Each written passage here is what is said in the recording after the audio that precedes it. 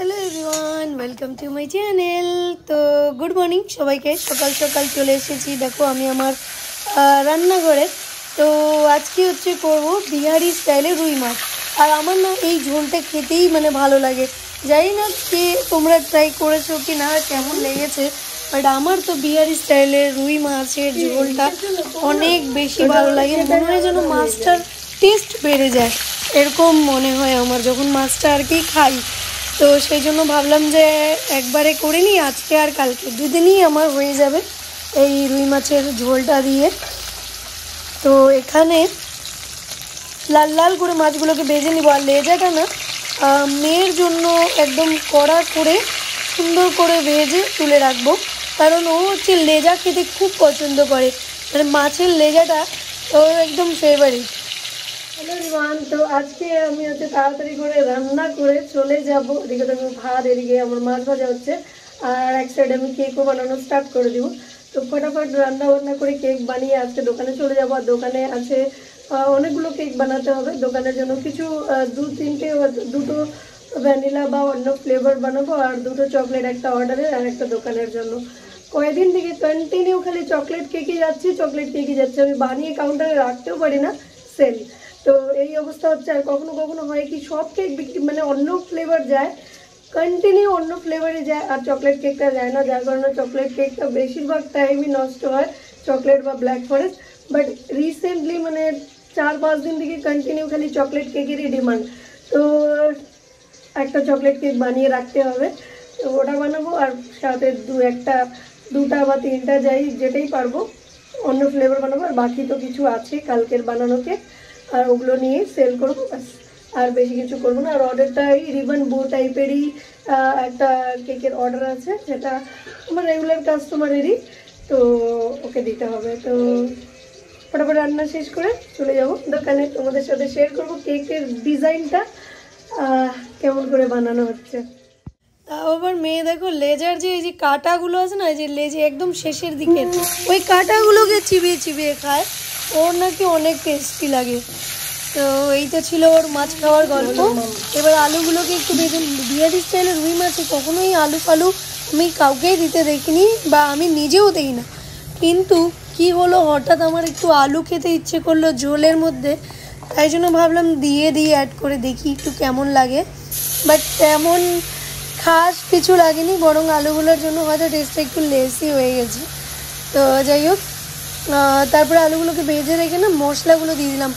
এখানে রসুন পেঁয়াজ একদম না, রসুন আর লঙ্কা, তারপরে হচ্ছে কালা সর্ষা, সাদাটা না কালাটা, জিরা, গোটা ধনিয়া, গোটা জিরা, আর হচ্ছে কালো গোলমরিচ, মানে এগুলো দিয়ে পেস্ট করে, আর সাথে টমেটো, এগুলো দিয়ে পেস্ট করে পেস্টটাকে এইভাবে ভালো করে তেল ছাড়া অবধি কষিয়ে নিতে হবে ধীরে ধীরে।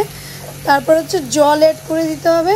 তারপর জলটা ফুটে উঠলে মাছ আর আলুগুলো দিয়ে আমি ভালো করে ফুটিয়ে জলটা ঘন অবধি তারপর মানে নামিয়ে নিব। তো এই ঝোলটা তোমরা কারা কারা খেয়েছো আমাকে কমেন্ট করে জানাবে অবশ্যই। আমার তো খুবই ভালো লাগে, সত্যি বলতে আমার খুবই ভালো লাগে। আর আর যদি মাছের তরকারি সবজির সাথে হয়, যে কোনো সবজি, সেটা ভালো লাগে। আর এবার দেখো এগুলো দিয়ে এবার ধীরে ধীরে এগুলোকে ফোটাবো। এই দেখো কত সুন্দর হয়ে এসেছে আমার, কিন্তু তরকারিটা কিন্তু একদম কমপ্লিট। তো এটাকে চুলোটা বন্ধ করে দিয়ে এটাকে নামিয়ে নেব। এদিকে দেখো দুষ্টামি করছে, আর ওইখানে ওর 2 পিস মাছ ভাজা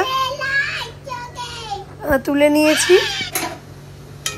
এবার একটু ডাল করলাম, ছেলের জন্য ডাল আর আলুর চপ করব, কারণ হচ্ছে ও তো খাবে না, সেই জন্য আলুর পকোড়া করব। তো ওগুলো সব রেডি করে রেখেছি, জাস্ট পরে খালি খাওয়ার টাইমে ভেজে দিব। আর ডালটা ফুটে উঠলো, এবার এটাকে নামিয়ে দিব। তো ডাল আর আলুর চপ দিয়ে ওর একেবারে বেস্ট, মানে দিন রাত 24 ঘন্টা দাও ও খেয়ে নেবে, কোনো প্রবলেম করবে না। আর এখানে হচ্ছে রিবনওয়ালা কেকটা ডিজাইন স্টার্ট করব এখন, দোকানে এসে গেছি। আর অনেকগুলো কেক বানিয়েছি, সবগুলো ভিডিও তো এক ভিডিওতে দেওয়া সম্ভব না, তো হিন্দি চ্যানেল আর এই চ্যানেল দুটোতে মিলিয়ে দিয়ে দিব। তোমরা হচ্ছে যেখানে ইচ্ছে সেখান থেকে ডিজাইনগুলো কালেক্ট করে নিতে পারো। এখানে 3টে নজল ইউজ করা হচ্ছে। একদম ছোট একটা নজল, অনেক মানে দাঁতওয়ালা, যেটা মোদক টাইপের হয়, একদম স্মল সাইজের, একদম বারিক কাট বেরোবে, শুধু ডিজাইন হালকা জাস্ট বোঝা যাবে। আর একটা ওটারই একটু বড় সাইজ, আর একটা হচ্ছে লিপ নজল। তো এই 3টে নজলই ইউজ করব। কালার वगैरह সব সেম। আর কালার এখানে আমি ভিতরে তো চকলেট কেক, আর কালার এখানে আমি ইউজ করেছি একটু হালকা ব্রাউন কালার, আর তার সাথে একটু ইয়েলো কালার। একদম বেশি দেওয়া চলবেই না, জাস্ট টাচ করা যাকে বলে ওরকম করে এটাকে করে নিতে হবে। যেহেতু অল্প কালার, তো তোমরা কিন্তু পুরো ক্রিমটাকে একবারে হুইপ করার সময়ই কিন্তু যদি মানে পরিমাণ মতন ইউজ মানে করো বা যাই হোক, বেশির জন্য করলেও কোনো সমস্যা নেই। এটা একদমই লাইট কালার। তোমরা অন্য অন্য কালার মিক্স করে কেক ডিজাইন করতেই পারো। 1-2টো কেকের জন্য একবারে ক্রিম তোমরা হুইপ করে নিতে পারো, একবারে কালার মিক্স করেই করে নিলে বরং কালারটা একদম ভালোভাবে মিশে সুন্দর একটা কালার আসবে, আর কেকটাও দেখতে অনেক সুন্দর লাগবে। যেহেতু অল্প কালার, সেহেতু তুমি একবারেই করতে পারো, উপর দিয়ে কালার করার কোনো প্রয়োজন নেই, কারণ অতটুকুনো কালারের জাস্ট টাচে কোনো ক্ষতি হবে না আশা করি। তো এই দেখো ডিজাইনটা এইভাবে করে কমপ্লিট করতে হবে। তারপর বউগুলো বানানোও কিন্তু অনেক ইজি। আমার এর আগের ভিডিওতে অনেক ভিডিওতেই আছে মানে বউ কীভাবে বানাতে হয়। তো তোমরা কিন্তু বউগুলো বানিয়ে জাস্ট এইভাবে লাগিয়ে দিবে, আর কিছুই নেই। কেক ভীষণই সিম্পল, জাস্ট নজেল ওয়ার্কটা তোমাকে কেয়ারফুলি করতে হবে, সুন্দর যাতে হয় নজেল ওয়ার্কটা, ব্যাস এটাই ধ্যান রাখতে হবে, আর কিছু না। তো কেক দেখো রেডি, কত প্রিটি লাগছে কেকটা দেখতে।